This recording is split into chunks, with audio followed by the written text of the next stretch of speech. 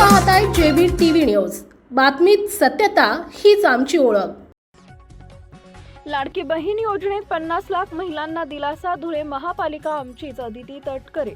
लाडकी बहीण योजनेच्या माध्यमातून राज्यात 50 लाखपेक्षा अधिक महिलांचे बँक खाते उघडले असून महिलांच्या चेहऱ्यावर आनंद निर्माण करण्याचं काम राष्ट्रवादीने केलं असल्याचा स्वतःच राष्ट्रवादीच्या नेत्या व महिला बालकल्याण मंत्री अदिती तटकरे यांनी केलं आहे।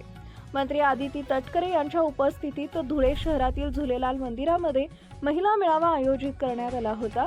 यावेळी मंत्री अदिती तटकरे यांनी भगवान झुलेलाल यांचं दर्शन घेऊन महिला मेळाव्याला संबोधित केले।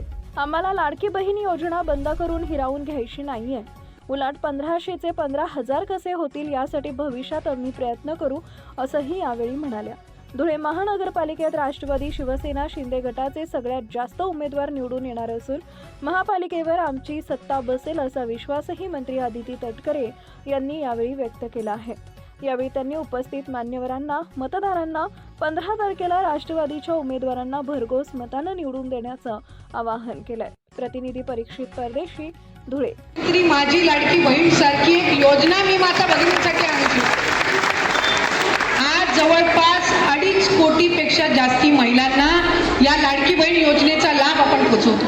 मला अनेक जण विचारायचे, ताई तुम्ही अशी अट का टाकली आहे की ती जी महिला आहे जिला लाभ मिळणार तिचं स्वतःचंच अकाउंट असलं पाहिजे, त्यांच्या घरामध्ये पुरुषांचे अकाउंट असतात। मी त्यांना म्हटलं आम्ही 1500 देऊ महिलांना, त्यांना सकाळी डीबीटीचा मेसेज येईल की तुमच्या खात्यामध्ये 1500 जमा झाले।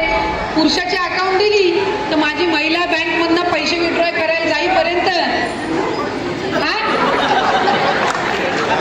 1500तले 150 पण राहिले, म्हणून अकाउंट त्या महिलेचीच आम्ही कंपल्सरी केली।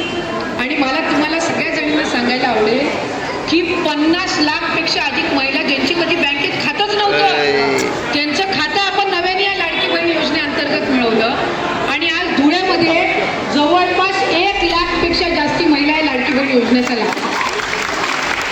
कोणी किती काही बोलो, ही योजना आम्ही तशाच पद्धतीनं पुढे तुमच्यासाठी चालू ठेवणार, कारण या महिलांच्या आयुष्यामध्ये जो आनंद या योजनेने आणलेला आहे तो काय आम्हाला हिरावून घ्यायचा नाही। उलट त्या 1500चे आणखीन गुंतवणूक करून 15,000 कसे होतील यासाठी आपल्याला महानगरपालिकेच्या माध्यमातून पुढच्या कालावधीमध्ये प्रयत्न करायचा आहे। मी जमलेल्या सर्वांचेच मनापासून आभार मानते।